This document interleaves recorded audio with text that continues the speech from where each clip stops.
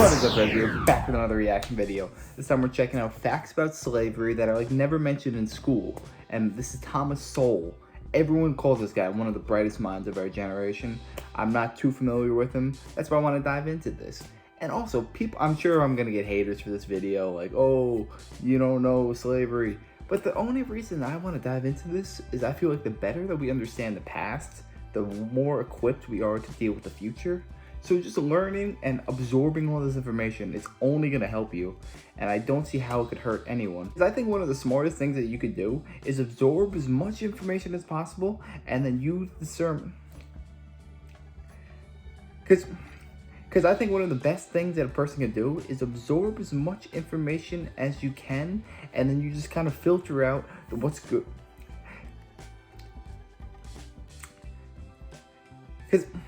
Because I think one of the best things a person can do is absorb as much educational information as you possibly can, and then you sort of like filter out what's true and what's not true, because a lot of things you can tell is just false and they don't like back up and substantiate their claims. But I don't know this guy's deal at all, so why don't we just jump into this, see what it's all about. Alright, let's do it. Untold facts about slavery. Let's check this out. The instrumental use of the history of slavery today also underlies the claim that slavery grew out of racism. For most of its long history, which includes most of the history of the human race, slavery was largely not the enslavement of racially different people, for the simple reason that only in recent centuries has either the technology or the wealth existed to go to another continent to get slaves and transport them en masse across an ocean. People were enslaved because they were vulnerable, not because of how they looked. The peoples of the Balkans were enslaved by fellow Europeans, as well as by the peoples of the Middle East, for at least 6 centuries before the first African was brought to the Western Hemisphere. Before the modern era, by and large, Europeans enslaved other Europeans. 6 centuries? That's in 600 years. That actually makes a lot of sense now that I think about it, because humans are like primitive creatures, and the strong survive and the weak don't. So it kind of makes sense that the strong would abuse the weak in a way. I'm not condoning it in any fashion. I'm just saying, like, it makes sense. Like, animals do it. Like, animals beat up on the young. And I guess humans have been doing this since the dawn, too. Asians enslaved other Asians. Africans enslaved other Africans. And the indigenous peoples of the Western Hemisphere enslaved other indigenous peoples of the Western Hemisphere. Slavery was not based on race, much less on theories about race. Only relatively late in history did enslavement across racial lines occur on such a scale as to promote an ideology of racism that outlasted the institution of slavery itself. Wherever a separate people were enslaved, they were disdained or despised, whether they were different by country, religion, caste, race, or tribe.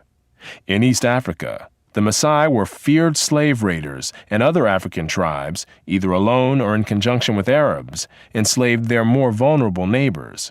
As late as 1891, it was reported that Manyuema slavers had demoralized surrounding tribes, destroying crops, and famine reigned everywhere. Even in the early 20th century, Abyssinian... Because a lot of people think that, like, the British came down to Africa and took people, and in a way they kind of did. But also, they didn't just pick random people. They were picked out already by other African Americans. Not Africans, not Americans. They were picked out already, and they were bought and sold. So the strong survive always, and it's a travesty that it happened. And I actually heard a debate pretty recently, and they're saying, like, oh, reparations, why we need reparations. And then a woman was saying, okay, I agree with you, there should be reparations. However, we start at the origin, where it started, and it did not start in America. It started in Africa. That's where they came from. So, I don't know. That's what the debate people were talking still about. Raiding other Africans and carrying off slaves. It was 1922 before the British had gained sufficient control in Tanganyika to stamp out slavery there.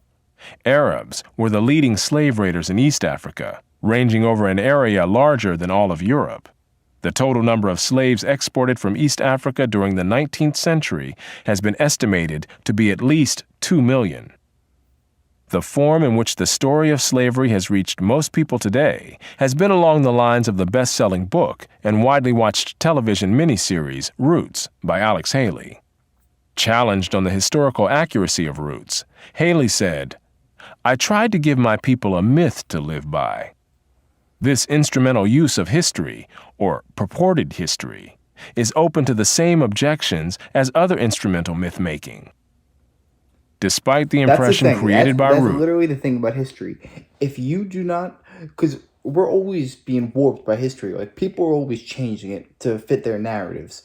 So if we're not conscious that, like, everything you believe and hear in school might not be 100% accurate, because they might be because who knows? Who knows? Were you there? Were they there? No one truly knows. History is told by the victors. So we need to be conscious and diligent of that. during the era of the massive slave trade from West Africa, a white man was more likely to catch malaria in Africa than to catch slaves himself. The average life expectancy of a white man in the interior of sub-Saharan Africa at that time was less than 1 year. By and Holy large, cow. men from Europe or the Western Hemisphere came to the coasts of Africa, bought their slaves, and left as soon as possible. Even so, the death rates among the white crews of the ships carrying slaves to the Western Hemisphere were as high as the death rates among the slaves themselves. It was only much later, after quinine and other medical measures enabled Europeans to survive where there were tropical diseases, was it possible for them to invade Africa in force and establish empires there. But by then, the Atlantic slave trade had already been ended. During the era of that trade, Africa was largely ruled by Africans, who established the conditions under which slave sales took place. The crew of a slave ship was in no position to defy African rulers and their armies by going out across the land and capturing people willy-nilly. The stronger African peoples captured and enslaved the weaker peoples. The same pattern found over the centuries in Europe, Asia, the Western Hemisphere, and Polynesia. In Nyasaland, the Ngoni and If you're annoyed at a problem, and you should be rightfully annoyed because this should have never happened, but humans are flawed creatures and sin and all this stuff happens every single day. But what I'm saying is, if you're annoyed, shouldn't you be annoyed at the root of the problem? Like, if you're pulling out weeds, you want to grab it by the root and take it out. So people should direct their anger towards African tribe leaders who did this, because they set in motion everything that happened later on. now swaggered over and terrorized other tribes. In Uganda, the Baganda made life miserable for their neighbors, and the Nyoro and Hima of Anko enslaved Toro women and children. The Tutsi dominated the Hutu in Rwanda, the Maasai lorded it over the Kikuyu and Kamba, and the latter, in turn, held the Indorobo in a kind of serfdom.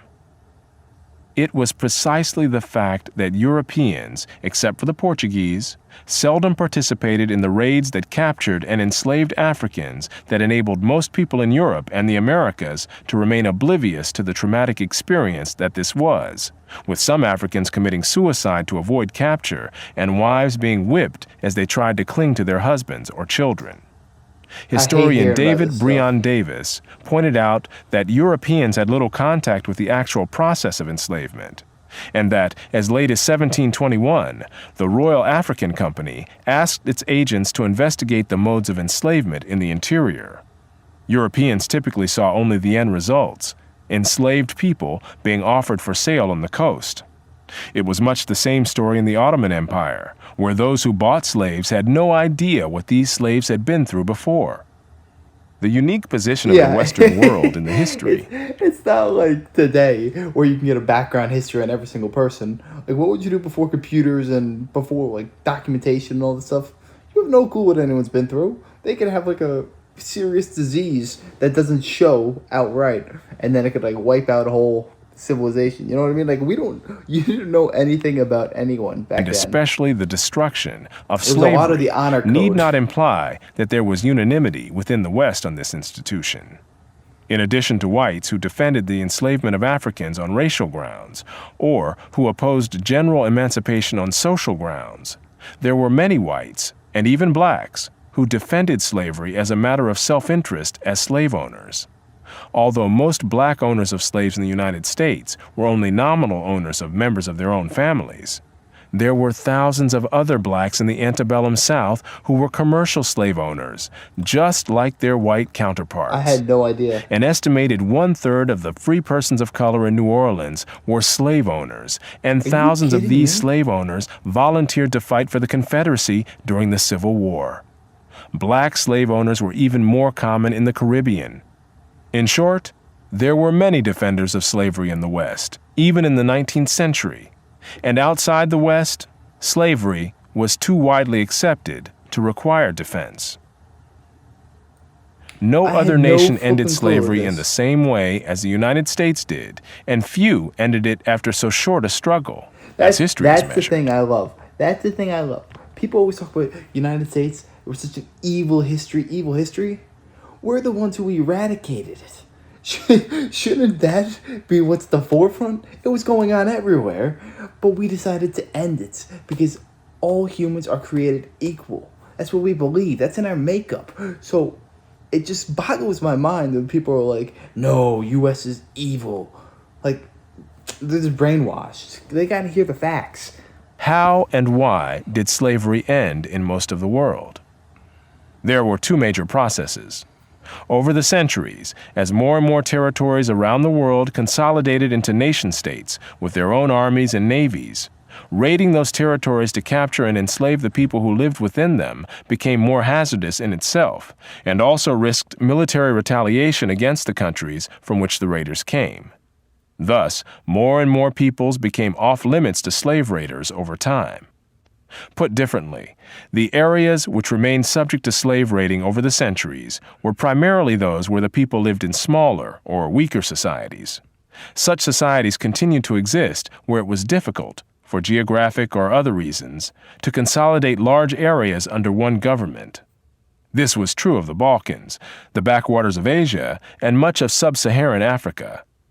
By the early modern era, sub-Saharan Africa, with its numerous and severe geographic handicaps, was one of the last remaining areas from which vast numbers of people could be enslaved. This opened my eyes. You know what boggles my mind? The people who are so concerned about the slaves that happened like 150 years ago don't give a dang about what's happening today. There are more slaves today than there has ever been in history, and that's just a fact. You can't deny that.